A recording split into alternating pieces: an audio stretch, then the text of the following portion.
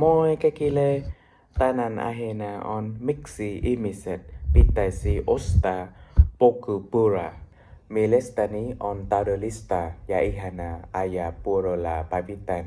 Jos haluat liikuntaa ja voit ajaa pyörällä putosta.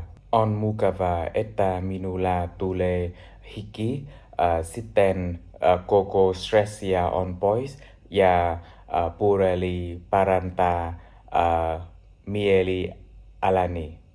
Kun kuntoilet kuntosalilla, sinun täytyy maksaa membership jäsenyydesta, mutta en tarvitse maksaa kun ajan pyörällä. Okay?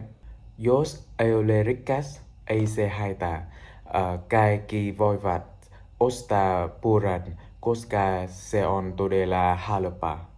Lisäksi pyöräily on ympäristöystävällistä, koska se ei tuota päästöjä, kuten autot tai julkinen liikenne. On totta, että pyöräily on hitaampaa kuin autolla, mutta ajan pyörällä päivittäin, koska harrastan sitä. Entäs sä? Miten käyt toista joka päivä? Tykkäätkö ajaa pyörällä?